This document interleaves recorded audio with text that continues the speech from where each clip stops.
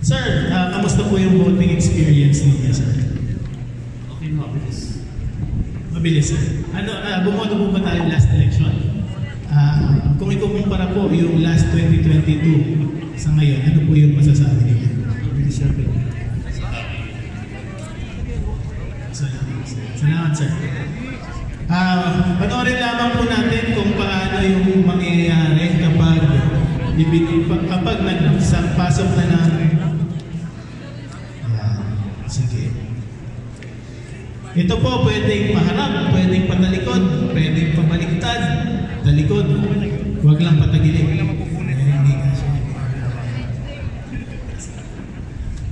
Okay lang po kung hindi ini lahat. Huwag lamang susobra. Yes, pwedeng unang back. So ano po yung nababasa natin sa screen? Yung scanning ballot and then next is the verifying the ballot. Ayan, nakikita rin naman po natin dito. Ano po po? And then ang kagandahan ngayon, mas malaki yung screen, mas kita mo yung nangyayari yung process compared dun sa nating machine na ginagamit. Touch screen. So, mas nakikita, mas visible, mas nare-review kung talagang tama yung gusto nito at dun sa ballot. Kamusta po ang voting experience? Mas mabilis na yun is compared dun sa dati. Salamat po, sir. Continue lamang po tayo sa pagboto. Then sir, may question po tayo. Good morning po, attorney. Ang itatanong ko po ay regarding dun sa PDL. Ano po yung allocated time para isauli ng mga BGMP ang ballot na kinuha nila sa precinct? Hanggang 3 p.m. po. Sila po ang nakakaantala ng sila po ang nakakaantala ng counting dahil sa kahantay ng mga chairman of the board noon sa electoral process ng cluster. Hindi po agad binibigay. Alas 8 na ng gabi, hinihintay pa namin ang taga-BGMP. Yan po ang ating karanasan. Dapat kung hindi po ibalik ng alas 3 ay void na po dapat. Well noted po ito, sir, kung yun yung experience natin. Ang ating pong mga, meron po tayong mga support staff at special electoral board dun po sa ating PDL sites. We will make sure po na they are instructed na pagdating ng alas 3 or even earlier kung tapos na lahat ay pumunta na. Pero so far po, yung concern po natin na pag hindi dumating, hindi na natin kukuhanin, hindi po. So ngayon po meron po tayo mula 3 p.m. hanggang 7 p.m. That's 4 hours. Within the city lang naman po yan. So kailangan po natin makuha yung para sa atin. Masyado pong pinrolerate at masyado pong sila nakaantala sa election. Bibidyo kita, sister. Yes, sir. Meron tayong frame para ibalik talaga. Yes, sir. Yun po ang... That's the experience on the ground. Salamat. Salamat, sir. Salamat. Si sir muna naka-blue, yung naka-pink, and then kayo. Attorney, nagbumoto po ako dyan po.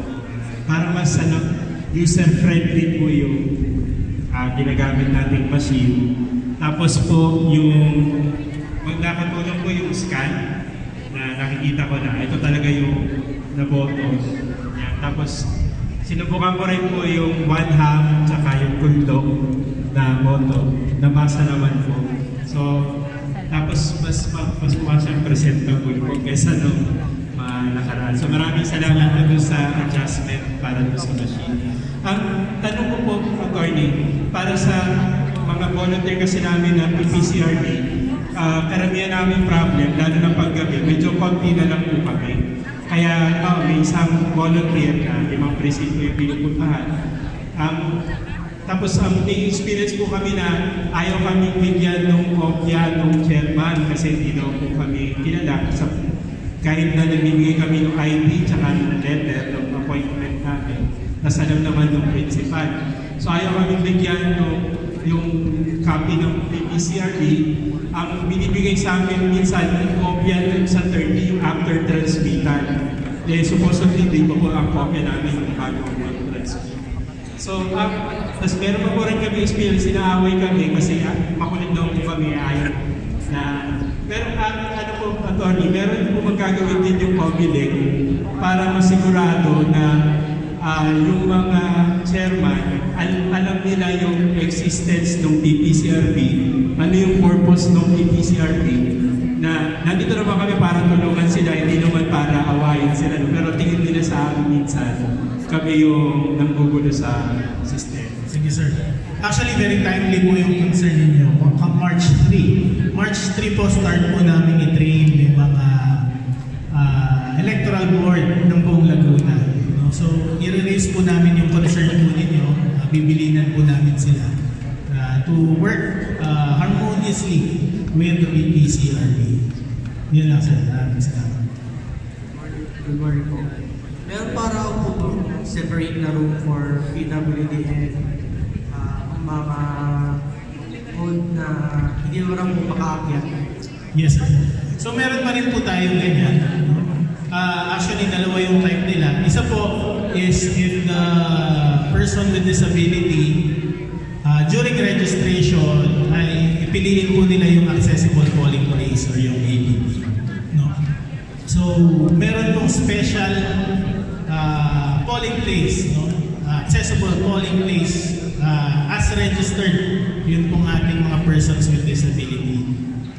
Meron din naman po silang choice during registration whether to avail it or to be assigned on a regular precinct. Ngayon po, para po dun sa iba, meron din po tayong tinatawag na priority polling place o yung tinatawag natin dati na emergency accessible polling place. Nirename po natin siya sa priority polling place. This is located sa first floor, sa pinakamalapit sa entrance. No? So kung hindi po kayo registered doon sa accessible polling place, halimbawa nagkaroon lamang kayo ng disability after registration or nagpilayan kayo, may disability kayo only weeks before, no? Pwede po kayong doon bumoto sa PPP natin. No? Ang procedure lamang po doon, so doon po kukuhanin lamang yung doon kayo maghihintay, walang machine doon. So may kumuha ng balota ninyo para sa inyo. Tapos doon kayo boboto, tapos ibabalik lamang po siya. Unlike doon sa accessible polling place na during registration pa lang, doon na kayo register, may sarili siya machine. Tapos si sir. Hello, good morning po. Attorney, ang question ko po is more on ACM. For example po, while voting, I mean, magka-counting na po tayo. So, if naging error, I mean, it's a rare case na mag-error si ACM natin and then na-corrupt siya while counting the votes. I mean, for example, yung mga nakapilan siya right now, bigla siyang na-corrupt. And then, we all know na meron naman tayong IT from your end. And then, may electoral. So, kailangan ba namin i-hold? I mean, kailangan i-hold muna yung botohan? Yes, kailangan po natin i-hold. So, second question, sir. After natin i-hold yung botohan, paano namin masusure? For example, ako si voters. Paano ko masusure kung na-count na while inserting yung pong ballot, while inserting, bigla siyang na-corrupt? And then, paano ko siya malalaman kung na-count na siya? Kailangan ba siya pag dumating yung bagong ACM, i-insert ko ulit? May third question. Sulitin ko na minsan. So,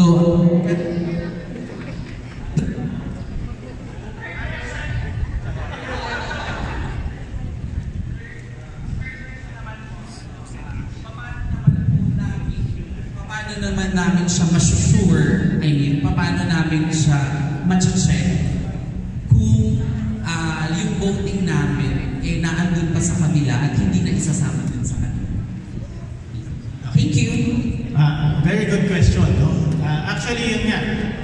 Gaya nung hindi ko pala nabanggit. This week starting Monday, starting Monday this week hanggang ngayon, Saturday, we are training the technical support staff.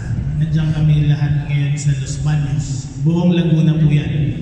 So, tinetrain po natin sila on what we call contingency procedures. No? Gaya nung sabi ni Sir, maaaring makurap midway.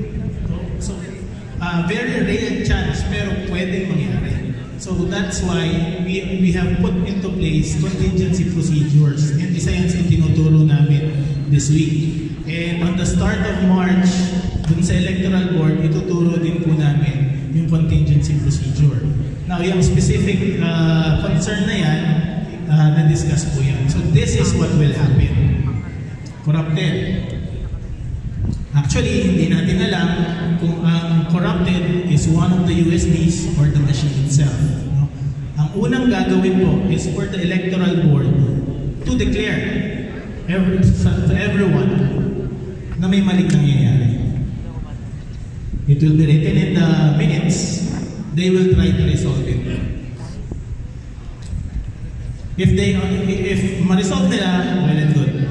If hindi nila resolve, they will again announce na hindi po namin ma-resolve. We will be calling on the technical support staff. So ito yung mas may technical know-how regarding sa pag-troubleshoot. Pasok siya, and dapat ma-recognize siya ng lahat. He will try to troubleshoot. If hindi rin niya ma-troubleshoot, they will call upon the National Center, no? National Technical Support Center, NTSC, para po turuan sila if meron pang, just to double check kung meron pang hindi nagagawa. If hindi pa rin magawa, it is only the National Technical Support Center who can order our technical hub. May isa po tayong technical hub sa Santa Rosa for the whole of Laguna. They will order the replacement of either the USB or the machine itself. So lahat po na replacement, national lamang ang pwedeng mag-authorize. No? Ngayon, second concern, yun ba kung papalitan man siya, makakount pa rin ba yung naiboto na? No? Makakount pa rin po siya. So procedure, once na dumating na si bagong ACM, ang i-retain po kasi natin is the USB. No? And then yung ACM din po, meron siyang, hindi naman siya technically memory pa rin siya technically, pero cache lang siya. Ano ba tawag? Cache. Oh yan, cache. So, nagsisync po yan. Meron lamang OTP na nire-require, magagaling din again from national. And just to check, makikita po ninyo doon sa lower right screen, ito may 1,000. Again, sabi ko kanina, it's 1,000 is the number of registered voters, so depende yan on the precinct. And wala. Pero yung nasa kanan pa niya, lower right, is the number of votes cast. So match-check po ninyo dyan. Plus, we also have a feature,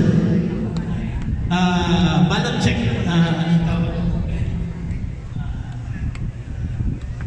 VVPAT review, voter verifier po. Yun pong resibo natin, i-ano po siya, i-scan po siya, tapos makikita yung last na balota na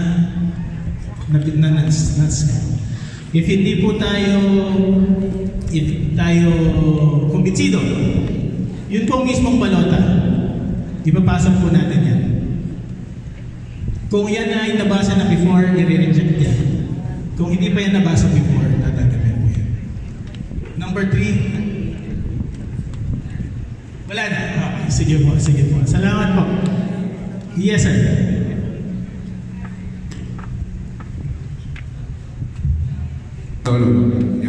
So, magandang umaga po, attorney. Tanong ko lang po, tatlo rin yung tanong ko. yung sa opening ng voting precinct, di ba dapat po witnesses by all parties ba yung kasama PCRB? What if, katulad sa amin, hindi namin nabuo yung team na dapat one precinct merong witness. So, tinuloy nila yung pag-set up and then nag-declare yung electoral board open na without witnessing, hindi kompleto. Walang PPCRB doon. Pwede ba namin i-contest yun na matingnan namin ulit yung machine kung tama? Kasi meron pong nangyari nag-toward noon yung sa memory card, di ba may seal po yun? Ginunting po yun na electoral board. Nagsalita po yung PPCRB, bakit yung ginunting niya? Kasi silyado na yan eh. Titingnan lang daw po kung mayroong laman. So dapat ang magtitingin lang ng may laman nun, yung mga ID ninyo. Kung duda yung electoral board na may laman o wala yung memory card. So, ang ginawa nila, po, di na sinilip. Kasi nandun yung PPCRB, sinilip po nila uli gamit yung pang-seal ng box. So, ang ano ko lang po kasi plastic siya eh, madaling doon po sa baguhan natin, gano'n din po ba ang orientation? Meron din po bang seal rin siya? Kasi parang dalawang incident po to sa dalawang lugar, ibang barangay na gano'n ang ginawa ng teacher. Ginunting po talaga yung area ng memory, which is very critical. Yung po ba pwede bang sabihin na na-tamper na o pwede i-hold mo na yung precinct na yun na huwag mo lang bukas? Kasi hindi pa na yung silyado na ginamit, pero nangyari po noon, tinuloy. Ngayon, ang instruction po sa aming mga volunteer, ilagay nyo sa incident report. At ang maganda doon, na-picturean ng aming mga volunteer. So, minsan po, ang volunteer namin, hindi kami makakuha ng mga young adult. Kadalasan po mga young teens na nakuha namin, nabubuling. So, napapangunahan sila yung mga ibang electoral board or yung ibang watcher doon. So, hindi nila nagagampanan yung kanilang ulit. Yun po ba, pwede po bang itawag sa Comelec na meron nangyari incidente rito, padala kayo agad ng tao kasi hindi tama yung ginawa nilang opening procedure, lalo na doon sa memory. Maraming salamat, sir. So, the standard and the marching order po and regular na dapat mangyari is that the conduct of voting should not be hampered. Kapag sinabi po na alas 5 magsisimula ang operations, whether or ang makakapigil lamang doon is kung hindi kumpleto ang electoral board. Kayo as PPCRB, along with the watchers, are only there to witness it. Kung wala po kayo, hindi ibig sabihin, titigil ang halalan. Ngayon po, if may makita po kayo na sa tingin po ninyo ay irregularity, the only recourse is for you to move that it be noted in the minutes. No? Hindi po mangyayari na titigil ang halalan dahil may nagko-content. Tuloy-tuloy po yan. Ang kailangan lang, may note. On the occasion na hindi note, ayaw, no?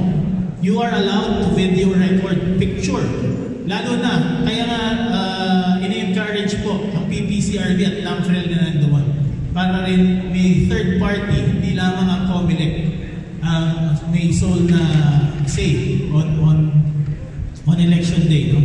Although yun nga, hindi natin kaya ipatigil ang botohan. Pero we can document. The only restriction that we have is that when we document, hindi pwedeng makuhanan yung balota. Pero yung nangyayari sa loob, no, pwede. Ang bawal lang is mapicturean ang balota, malaman kung sino yung intended na iboto ng botante. So yun sir, that is our restriction. Hindi po mapipigil talaga botohan.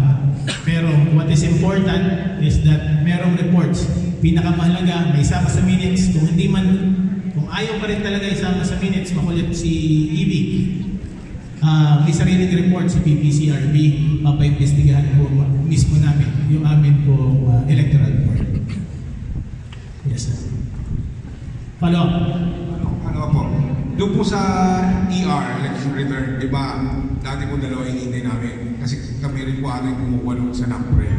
Ngayon po ba meron ng representative ng NAMPREL na sila rin ang kumukuha sa sarili nilang election return? Ngayon po, actually, ang advice sa amin kasi nag-aagawa ng NAMPREL at PPCRB. Actually, ngayon ko lang narinig na pinapakuha ng NAMPREL yung kopya nila. Kasi on our orientation, isa lamang para sa inyo. This year po, tig-isa. So kung ano po yung para sa inyo, may nakasulat na talaga doon, copy for PPCRB.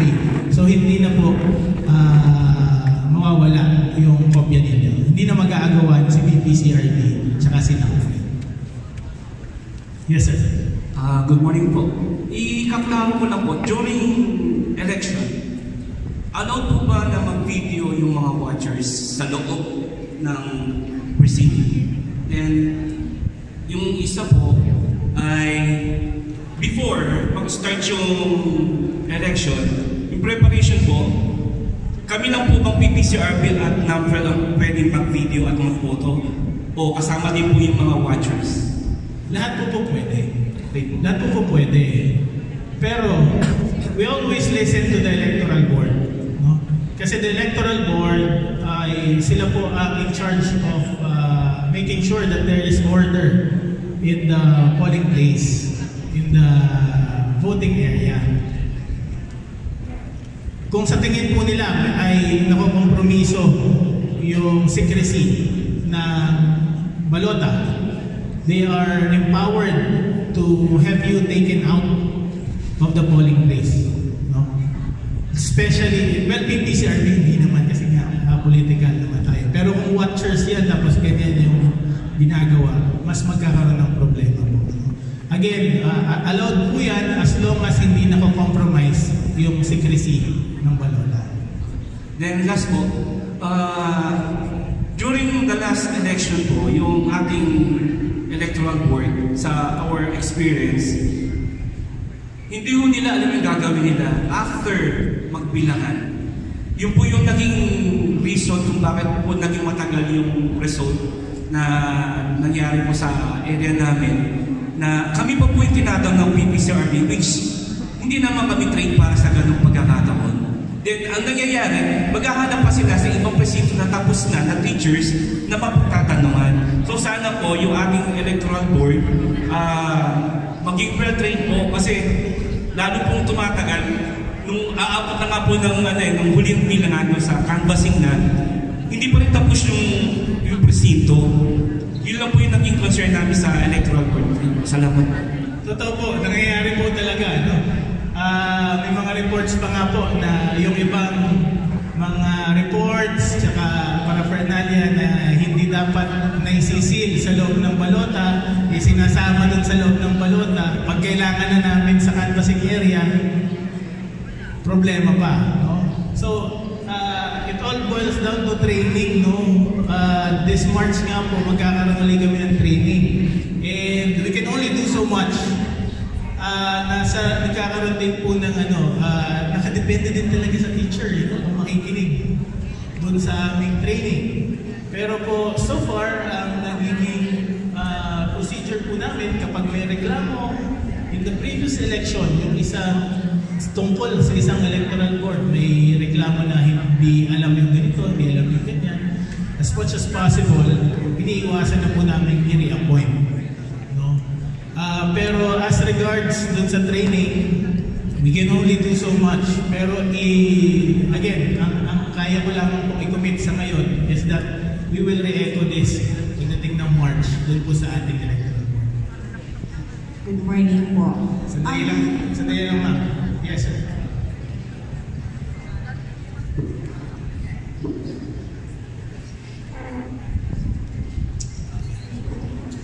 Yes, sir.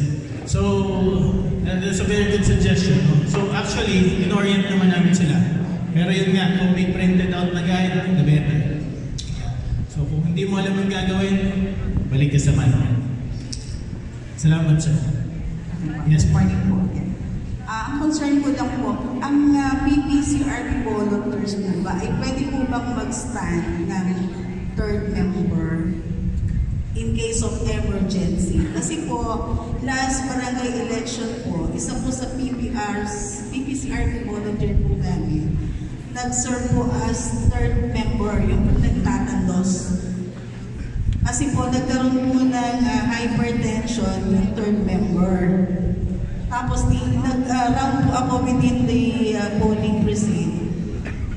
Nakita ko po na nagtatandos na po yung poll watcher namin. So, kinontes ko po yung chairman. So, isasama na lang daw po sa minutes niya na nag-ask siya ng help dun sa poll watcher since ang PPCRB ay non-partisan.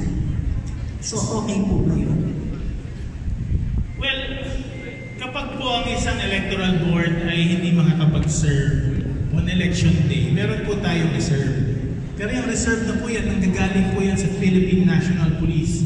And also, itong Philippine National Police, trinain po namin sila as backup or reserve EB. May sarili po silang training. On the other hand, tatlo po ang ating electoral board. Kapag nandyan ang dalawa, as long as nandyan si chairman, they can proceed kahit dalawa lang sila. So maaari po na nag-ask lang ng help, pero they are not serving as third member. Hanggang matapos na po yung counting, siya na po yung nagdadal kasi nag-hypertension na nga po yung third member.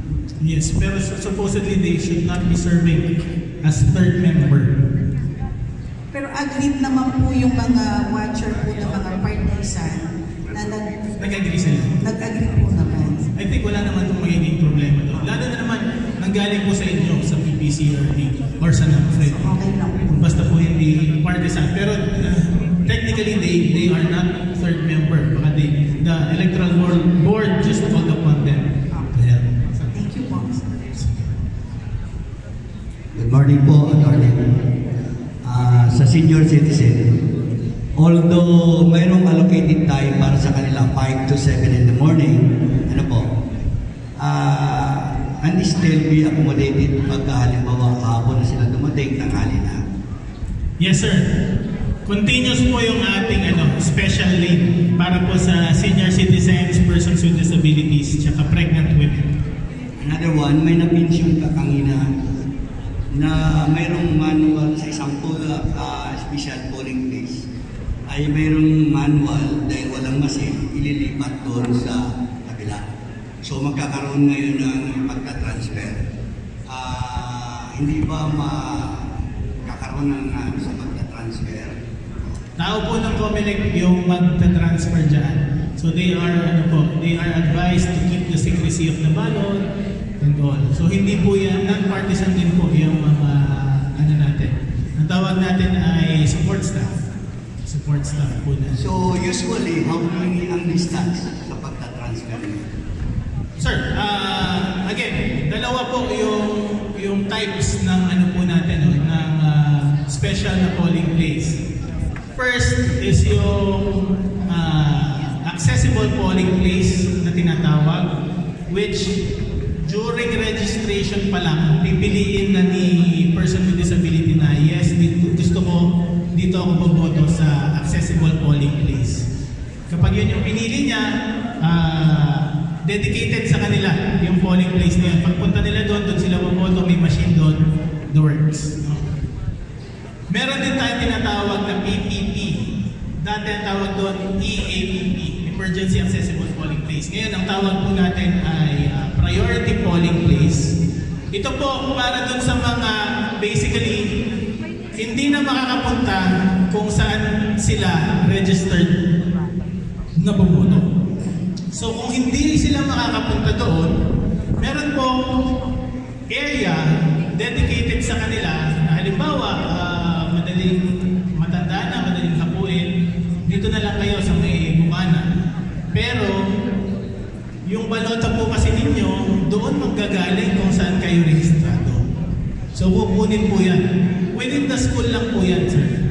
Within the school. So, Within the school. Hindi makukompromise yung Hindi naman po. yung mga watcher or kami, sir, kan paano yung makakasunod kami, pwede kami. Wala naman po akong nakikitang problema kung lumabas kayo doon. No? Kung sasamahan po ninyo doon. Although ang naisip ko lamang din, well, nasa sa inyo po kung sasama kayo or hindi. On our end, wala pong problema yan. Wala pong yes. Although iwanan ninyo yung polling place mismo. Baka mas maraming ma-miss yung ating watch. Sige. After this, sir, may isa pa dito. Yes, good morning, attorney. Ito po ay very technical question. Although it's a common experience as a PPCRB, although it's not, parang hindi naman to related, but technical. Sir, may nagtatakda bang batas? Kasi minsan, halos mapuno na ng watchers yung loob ng polling precinct. And then yung labas, alam natin attorney na this is strategy ng mga tumatakbo na kumuha ng maraming watchers as part of their vote buying. Ngayon, siyempre, hindi namin alam, even the principal itself, hindi nila masagot dahil nagiging kumalik lang naman sila kapag eleksyon. The question is, sir, attorney, may nagtatakda bang batas ilan ang watchers allowed inside the polling precinct or in the mismong presinto dun sa loob? Kasi minsan, attorney, yung daanan, kasi part ng campaign nila even by the color itself na kanilang sinusuportahan as part of their campaign habang nagkakaroon ng eleksyon. Kasi they are wearing red, they are wearing yellow color. Ang tanong dito, attorney, ilan talaga kada presinto ang watchers na allowed ng mga tumatakbong partido? Thank you, sir. So, it's not per precinct, it's per clustered precinct. Pero I know yun naman yung ibig kong sabihin. So, the law states that each party, each candidate can only give 2 watchers serving alternately. So, basically, isa lamang sa bawat classroom, sa bawat clustered precinct. So, isa lamang per party or per candidate. Subject ito sa kung gaano kalaki yung classroom, which is nasa discretion ni electoral board. No?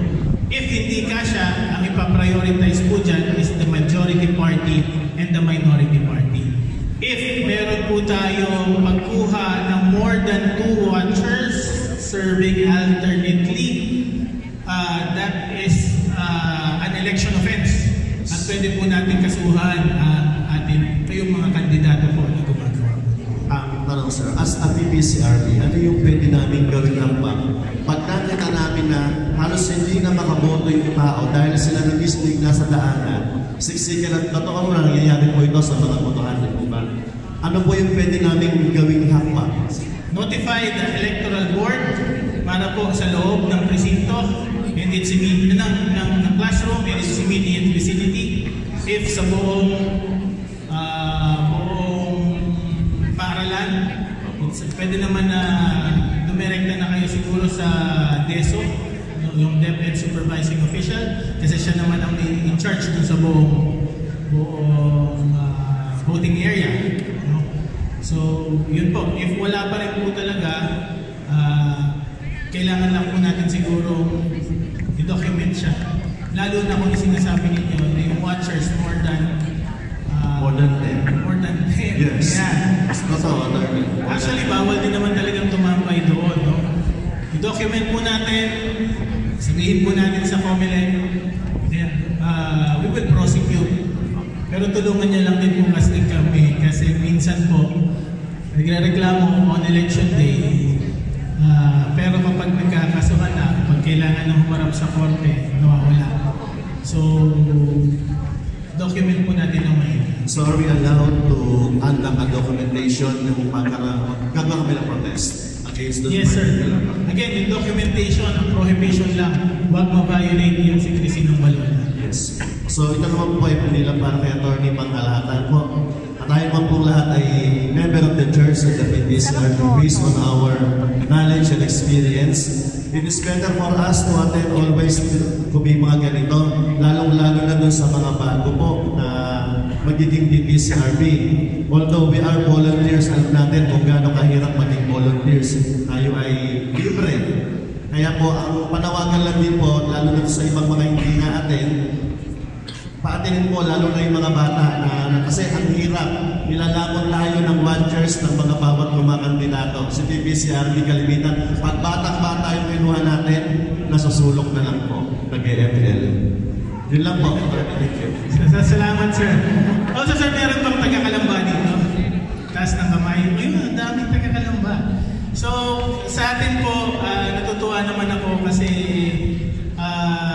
in the past ERB hearing, doon po sa ating Operation Backlash, may representative po ang Kalamba. Kasi naririnig ko po sa ibang bayan, hindi daw active ang PBCRP. Sa Kalamba po, hindi po yun ang experience. So, nagpa-participate po ang PBCRP. So, nagpapasalamat po ako dun sa PBCRP Kalamba. Also po, advice lang po natin siguro, doon sa nasa ibang bayan, makikisuyo na po. Mas madali po kasi if PBCRP ang lumapit sa election officer. Kasi ang office naman po namin usually nasa munisipyo lang. Ibigay lang po natin yung contact number natin. Kasi po kami, required naman po talaga kami to notify the PBCRP sa lahat po ng activity na meron po kami for you to witness it.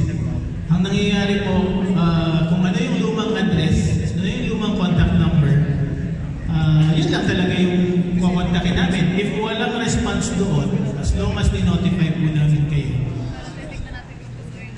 our duty ends with that. No. So, makikisuyo na lamang po, pakipuntahan po yung inyong local election offices, paki-update po yung contact numbers, tsaka yung addresses po ng PBCRP. Yes, sir. Nakaway. Hello, good day po, attorney. I just wanted to ask regarding po sa permission and also the assistance that we could give as a PBCRP volunteer. So, as we all know, PBCRP is a non-partisan organization. There are occasions or there are instances na meron mong voter that are illiterate or those people who cannot read nor even write. Now, as a member of a non-partisan organization, are we even allowed or permitted to provide assistance to those voters po? The answer is no. Ang pwede po mag-assist sa kanila is either kamag-anak nila or a member of the household or the electoral board. Pero that is assistance as regards voting, no? Kayo po, as PBCRP, nag-establish po tayo ng pinatawag na voter assistance desk, no? So siguro yung pag-assist, papunta dun sa polling place, pwede naman po natin gawin yan. Pero yung ating po resolution, yung ating batas po, ang ino-authorize lamang po to assist persons with disability is either yung immediate kin or a member of the household or the electoral board. Actually, if they do na po ang electoral board, pwede nilang i-disregard yung tutulong. Sa tingin nila is inaabuso yung ating person with disability or yung ating hindi marunong, yung ating illiterate. Sir, quick follow-up lang po. Yes. What if, for example, the EP provided permission, hindi pa rin po natin siya tatanggapin. For example, too busy inside the polling precinct. Tapos sinabihan po ng EP na, yes, you can. Are we allowed to decline or refuse at least? My advice is for you to decline. Kasi provided po by law is yun lamang ang pwedeng mag-assist. If things go south, no? If biglang magreklamo yan, baka madamay po tayo. Yes. Speaking of, sir, sige. Isa lang tapos may mapakita lamang po ako na susunod pa. Sige. Ayan po, good morning po, attorney. May tanong lang po regarding po sa voters assistance list. Ayun po, tuwing election po, maraming nagagalit sa volunteers, lalo sa VAP. At tinatanong po nila bakit daw wala sila sa listahan. Tapos, yung mga patay nilang kamag-anak nandun pa. Ngayon po, bukod doon, magtatanong po sila, meron bang COMELEC na yung mag-a-assist mo sa kanila? Kasi po talagang minsan inaaway po nila yung volunteers namin. Opo. Makakalungkot, no? Volunteers na nga, kayo ba yung inaaway? So, ganito sir, siguro it's a matter of coordination with the local election officer. No? Aside from the voters list, kung maaari, hingin na rin natin yung latest na list kung bakit sila latest list ng mga voters na tinanggal sa listahan. Dalawa lang naman usually yung reason dyan eh. Nag-request sila ng transfer or may double registration sila or ano ba? Baka overseas voter sila dati tapos hindi nila pinapa-deactivate yung pagiging overseas voter. In any case, hingin na rin po natin yan sa local election officer. Para kung tanongin tayo, may another database tayo, sir, ito po pala nag-request pala kayo ng transfer. Pero siguro nasa pagpapaliwanag na lang din natin, syempre, Mayo yan, mainit ulo nila, dapat hindi mainit yung ulo natin. No? Nasa pagpapaliwanag na lang din. And hindi nyo naman kasalanan eh. You're only there to assist them. And paliwanag nyo na lang, sir, nag-assist lang po kami, binigay lang po sa amin ito ng COMELEC. If may reklamo po tayo, diretso na lang po natin sa COMELEC. Kasi sa totoo lang naman po, volunteers, wala nang bayad, nahihirapan nga. So, yun sir. Hello sir. Last na po, allowed po ba na tumanggap ang mga teachers ng pagkain sa mga politiko po? Hindi po. Ayun po. Bawal. Kasi po may mga na-witness po kaming inaabotan sila ng pagkain sa loob. Actually, bawal hindi lang sa kanila, sa kahit sinong tao. Bawal magbigay ng tubig, pagkain, anything of value para sa kahit kanino. Bawal. Thank you, Father. Ma'am, bago mo kayo i-entertain, may isa lamang akong i-assist dito, ha? Sino na bumoboto? Sino yung next na bumoto? Yeah. Sir, for the sake of demonstration, no? Magpapanggap tayo na kayo ay bulag. No? So, halimbawa si Sir ay bulag. So, ano mangyayari kung bulag si Sir? Paano siya boboto? Definitely, may mag-assist sa kanya. It's either a member of his household or electoral board. Pero ang tanong, paano nyo malalaman kung yung sinabi niyang iboboto, yun nga yung iboboto? Okay? Kasi pwede niyang sabihin doon sa kapatid niya or kung sino man yung nag-assist sa kanya, iboboto ko si Mayor X. Supporter ni Mayor Y. Mayor X yung binoto natin, ha? Ganyan. So, yun po. Meron po tayo dito. No? So, isasaksak lang po natin siya.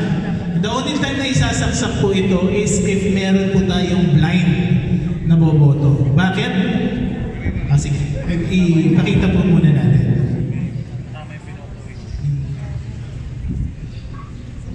So, also napansin ko, yung balota ni Sir medyo gusot-gusot na. No? So, tanong natin dito, mababasa ba or hindi? Hindi ka napansin kanina may mga ganito rin? Wala masyado. So, medyo gusot siya. Babasahin ba siya or hindi? Okay, tingnan natin. So, tingnan din po natin kung ano yung mangyayari sa screen. May naririnig po ba kayo? Yes po. Scanning na daw po.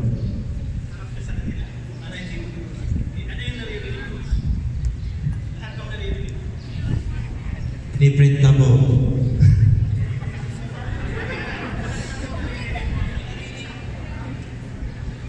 So, Otong Bakal, Ricardo, Asuncion.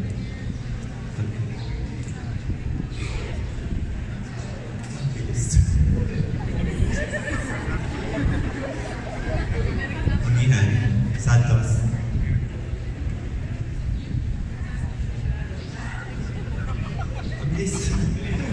Actually, so yun po, naririnig. No? So naririnig ni voter. Also, kung mapapansin ninyo, more than 15 seconds na, hindi pa nawawala ito.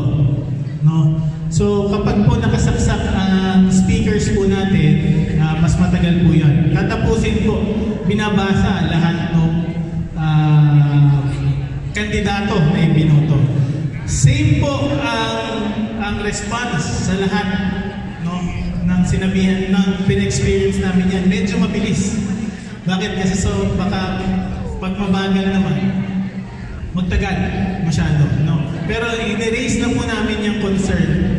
Ito lamang po machine, hindi pa nare-reconfigure. So maaari po baka mas mabagal na. Pero naririnig ninyo kung sino yung binoto nila. So yun po yung mas mahalaga. Na kahit pa paano po, yun po ating mga bulag. Hindi po they will not be robbed of their suffrage. Unahin lang natin si ma'am, tapos kayo po. Para po mas organized din, baka pwedeng pumila na lang din tayo doon.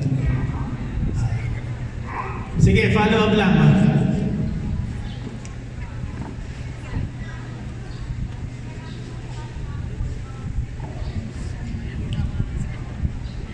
Then, it will be noted in the minutes. Hindi po talaga yun, kung ganun po yung mangyari, it will be noted in the minutes.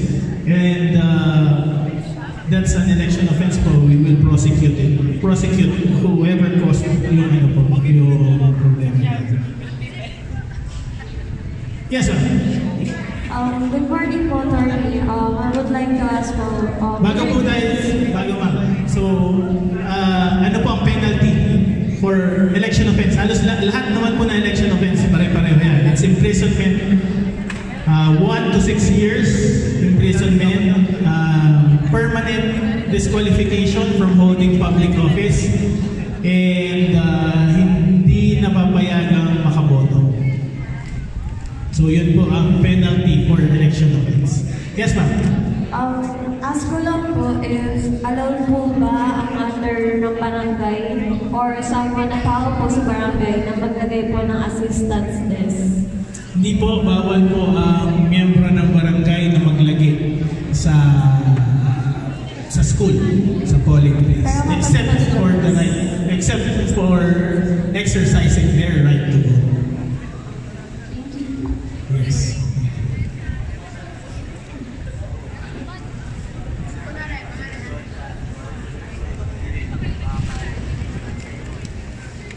Hindi sa loob ng school, kundi nasa labas. Meron silang ginagawa doon parang kiosk na parang voters assistance. Pwede bang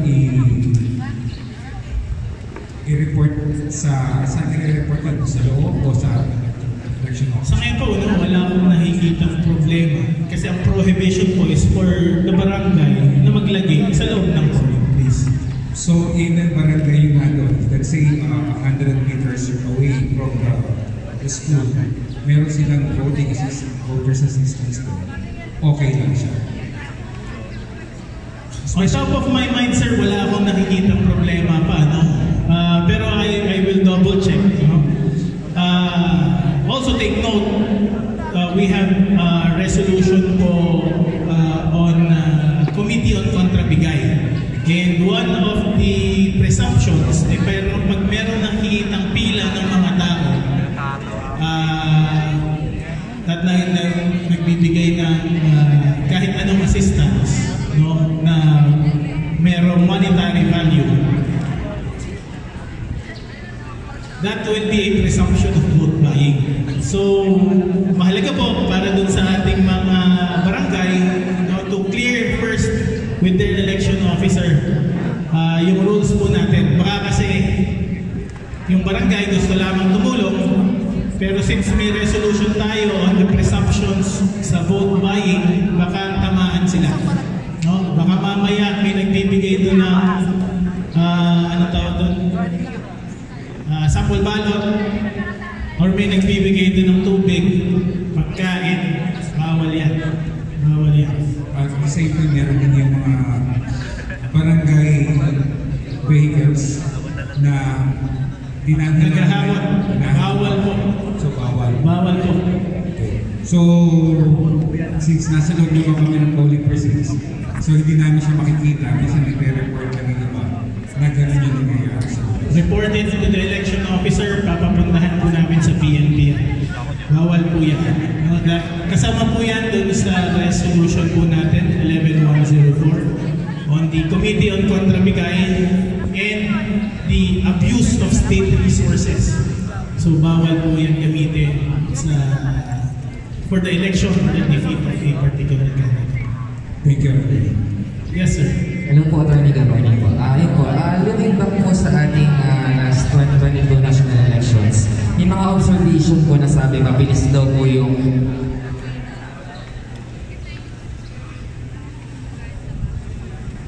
yun po. May mga observations daw po na mabilis po yung naging transmission natin ng mga votes. This year po, sa ating midterm election, with all the upgrades po na meron tayo, are we expecting po ba na mas magiging mabilis po yung transmission natin ng votes? Yes, sir. We are expecting that after 8 o'clock, within the hour, we will already know who are the winners of the elections. Within the hour po, by 8 o'clock, tapos po tayo. No? Actually, kung merong sariling sistema, yung watchers or yung candidates, no? Baka mas mauna pa sila. Kasi nga, maunang mag-print sa kanila ng results per classroom. Kung mabilang na kagad nila yun, mas matagal pa yung transmission, no? By how many minutes? Siguro 5 to 10 minutes. Mauna pa sila. Pero we are expecting po, within the hour, makatapos na po yung bilangan. Of course, we have a separate procedure regarding proclamation. No? Baka mas matagalan ng konti yung proclamation, pero ilang oras lang din naman yun. Pero within the hour, alam na natin kung sino yung nanalo. Ganun po siya kabilis. Thank you po. So, good morning po, Attorney.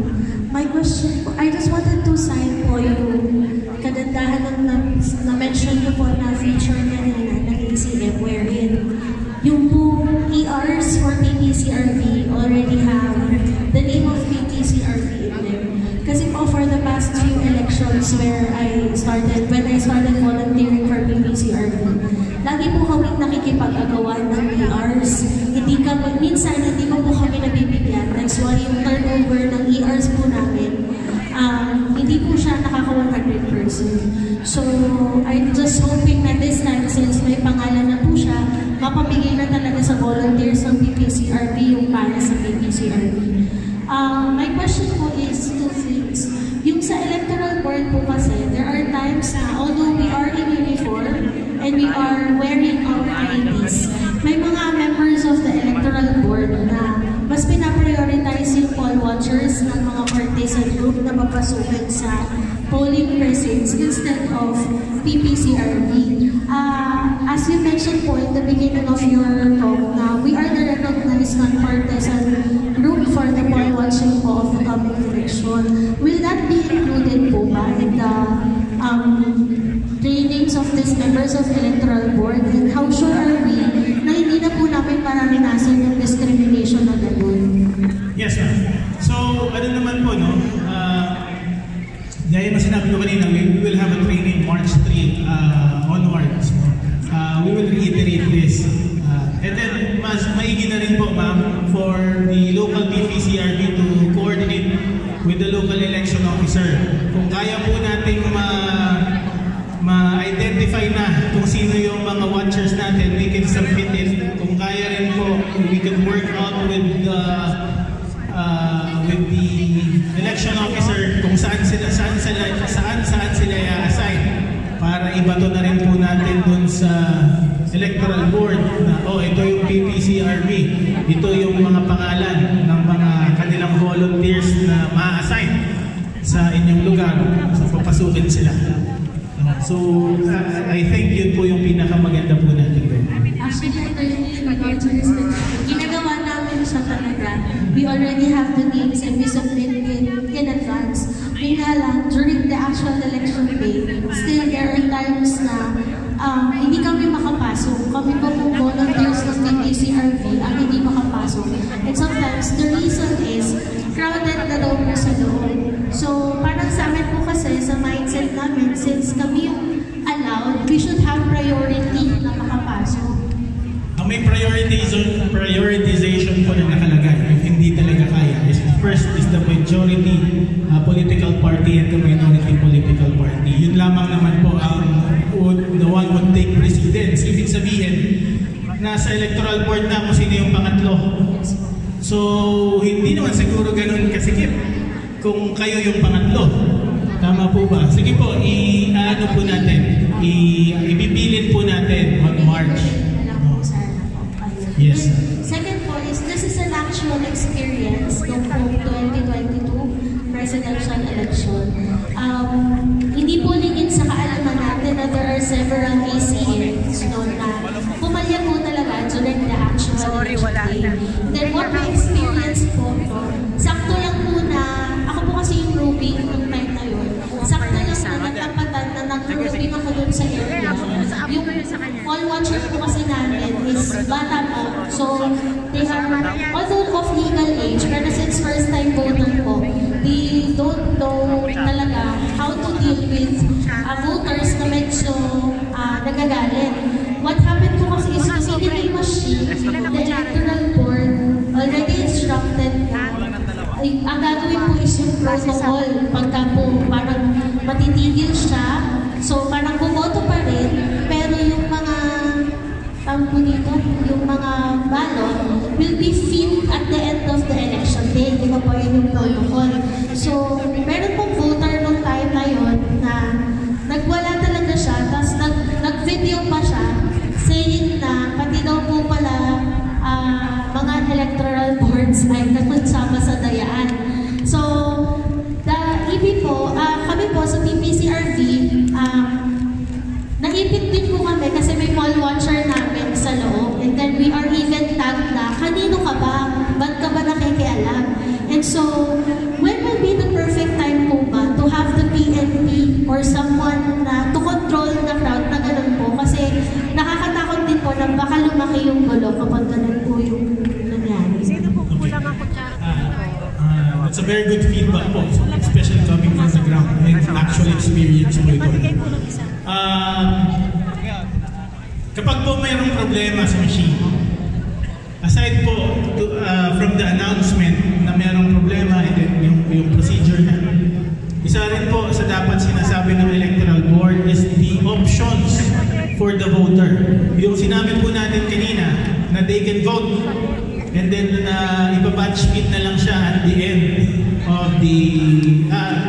of the voting. Provided magpipirma sila ng waiver na sila yung mag-feed. Another option is for the voter to wait until maayos yung machine at siya yung mag-feed. No? So dalawa, may choice naman talaga sila. So dalawa yan. Siguro nandun na lamang po sa electoral board on how well they communicate the options. No?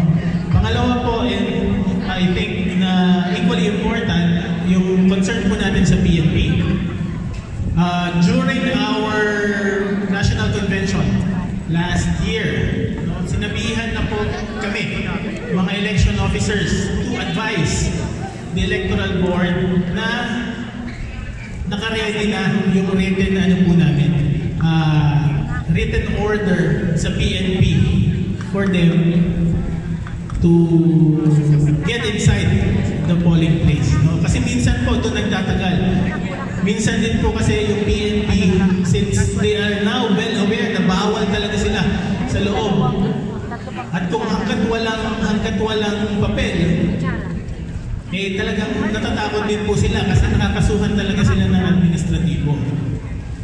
So, for that po, in-instructan na po kami to instruct the electoral board na prepared na yung namin, yung written orders po namin. Also, doon po sa communications namin with PNP, nakailan na rin naman po kami. And actually, this coming 27, meron na naman po kami Regional Joint Coordinating Council.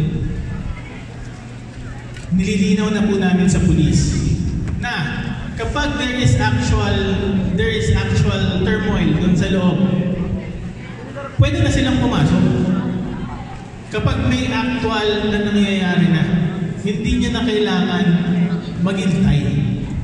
As long as sinabihan na kayo na may nanggugulo na po doon, responde na sila. So, sinasabihan na po namin yung mga kapulisan natin. Pero at the same time, para po if ever hindi makarating sa mga ground personnel ng PNP, naka-ready na rin po yung written order. So, i-disseminate din po yan, i-fill up na lamang nila. What happened po kasi noon, kaya siya nag-escalate at naging malaki is, when sinabi na po nung electoral board, yung options, sinabi po na iba-batch B, they can still vote. Tapos, second option is they can wait. In-insist po nung tao na, bakit? May trabaho kami, sumaglit lang kami dito, ganyan. Then, sinabi po ni electoral board na you can come back naman po kasi hanggang 5 p.m. naman yung voting. So, you can go ahead and work. Tapos, kasi naman po, itinawag na din yung naging problema sa ACM. That's why, nung time po na yun, another member of the board, the electoral board, na nasa classroom, nagsalita na the best way na po siguro nga is to ask assistance from the PNP. Kasi po, lumalaki na yung crowd sa labas, dumadami na yung nagsasalita na, ay, dayaan yan. So, parang, yun po, actual na nangyari po siya, na naipit din po kaming PPCRB nung time po. May dumating po ng PNP? May dumating naman po, sir. Yun nga lang po, medyo matagal siya, gawa po ng papel. Pero knowing po na, kasi hindi nga po makapasok agad si PNP nang wala po yung papel. Pero knowing that there are changes already in the process that may expedite, especially po if may mga ganito na, well and good po siya and very much appreciated po. Yes po. So yun, again, dalawa po yung measures na pinasok. Sinabihan na si PNP na pag merong actual na report na nakaguluhan, pwede na silang pumasok. And kung sakaling dadalawang isip pa rin sila, nakaready na rin po yun. Thank you po. Thank you, ma'am. Magandang umaga po, attorney. Itatanong ko lang po kasi yung...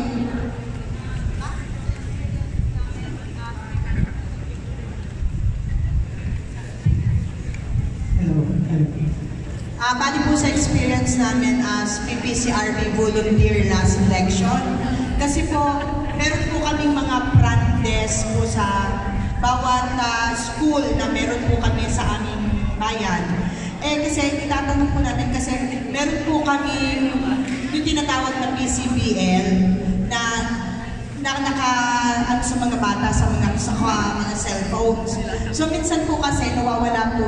May kopya po kami na meron po kami tapos kasi ina-assist po namin ang bawat botante po namin. Ngayon tapos po pagdating po naman sa presinto na bobotohan ng isang voters, nawawala po yung pangalan. Nawawala po yung pangalan ng isang botante. Tapos babalik po ulit sila sa amin. Ang sasabihin na lang po namin is pumunta po sa munisipyo at doon makipag-coordinate kasi baka po nandun yung pangalan saka po nila ulit-ulitin. Okay. So basically po ang problema dito, magkaiba yung naibigay na PCBL sa inyo. Opo. Saka PCBL na nasa presinto. Kasi po yung sa dito po sa ano ng electoral board, dito po sa mga grupo, sa mga officers ng COMELEC, tapos yung sa aming case, para minsan po, wala po sa kanila, nasa amin, pero pagdating din po sa COMELEC sa munisipyo, kasi nandun naman po yung mga officer pa po ng COMELEC, minsan po, nandun din. Ganito po, no? Yung tinatawag na EDCVL, Election Day Computerized Voters List. So yan po yung hawak talaga ng Electoral Board.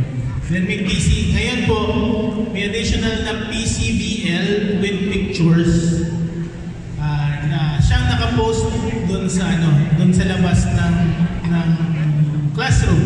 Ngayon po, may picture na rin yun. Yan pong PCVL with picture tsaka EDCVL, hindi po kami sa local ang nagpiprint. Ang nagpiprint po niyan, National Office. National Printing Office pa. Binababa lamang po yan sa amin. Of course, yung data nagagaling din sa amin. Pero at the end of the day po, kaya bakit po kayo pumupunta sa amin, sa munisipyo, sa election officer? Kasi po may authority po ang election officer na pag nakita niya na nandun naman talaga sa listahan, sa local, pero wala dun sa national, baka nagkaroon ng problema, baka iba yung transmit. So, ang masusunod pa rin po dyan is kung sino yung nasa ground, which is kami. Mag-i-issue na lamang po kami ng certification to allow the voter to vote. And i-honor po yan ng Electoral Board. Kasi nangyari po sa amin yun, attorney, last election, barangay election.